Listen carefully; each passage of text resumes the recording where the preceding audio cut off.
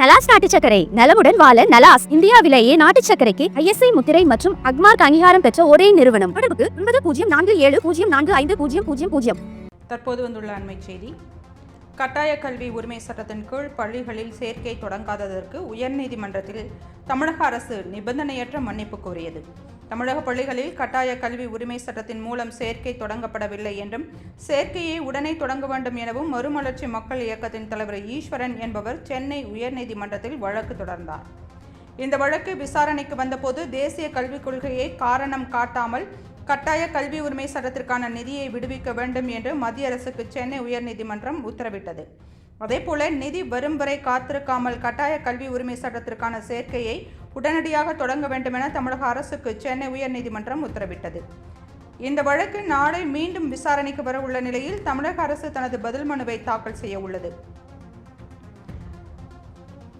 அதில் மத்திய அரசு வழங்கும் 60% தொகையை தராததால் நீதிமன்ற தீர்ப்பை நிறைவேற்ற முடியவில்லை என்று தமிழக அரசு தெரிவித்துள்ளது. நீதிமன்ற உத்தரவை அமல்படுத்த முடியாததற்கு நிபந்தனையற்ற மன்னிப்பையும் தமிழக அரசு கோரியுள்ளது. அண்மை செய்தியை பார்த்து கொண்டிருக்கிறோம். கட்டாய கல்வி உரிமை சட்டத்தின் கீழ் பள்ளிகளில் சேர்க்கை தொடங்காததற்கு உயர்நீதிமன்றத்தில் தமிழக அரசு நிபந்தனையற்ற மன்னிப்பு கோரியது. தமிழக பள்ளிகளில் கட்டாய கல்வி உரிமை சட்டத்தின் மூலம் சேர்க்கை தொடங்கப்படவில்லை என்றும் சேர்க்கையை உடனடியாக தொடங்க வேண்டும் எனவும் மறுமலர்ச்சி மக்கள் இயக்கத்தின் தலைவர் ஈஸ்வரன் என்பவர் சென்னை உயர்நீதிமன்றத்தில் வழக்கு தொடர்ந்தார். இந்த வழக்கு விசாரணைக்கு வந்தபோது தேசிய கல்விக் கொள்கை காரணம் காட்டாமல் கட்டாய கல்வி உரிமை சட்டத்தின் நிதியை விடுவிக்க வேண்டும் என்று மத்திய அரசுக்கு சென்னை உயர்நீதிமன்றம் உத்தரவிட்டது. அதேபோல நிதி வரும் வரை காத்திருக்காமல் கட்டாய கல்வி உரிமை சட்டத்திற்கான சேர்க்கையை உடனடியாக தொடங்க வேண்டும் என தமிழக அரசுக்கு சென்னை உயர்நீதிமன்றம் உத்தரவிட்டது. இந்த வழக்கு நாளை மீண்டும் விசாரணைக்கு வர உள்ள நிலையில் தமிழக அரசு தனது பதில் மனுவை தாக்கல் செய்துள்ளது. அதில் மத்திய அரசு வழங்கும் 60% தொகையை தராததால் நீதிமன்ற தீர்ப்பை நிறைவேற்ற முடியவில்லை என்றும் தமிழக அரசு தெரிவித்துள்ளது. நீதிமன்ற உத்தரவை அமல்படுத்த முடியாததற்கு நிபந்தனையற்ற மன்னிப்பையும் தமிழக அரசு கோரியுள்ளது. அண்மை செய்தியை பார்த்து கொண்டிருக்கிறோம்.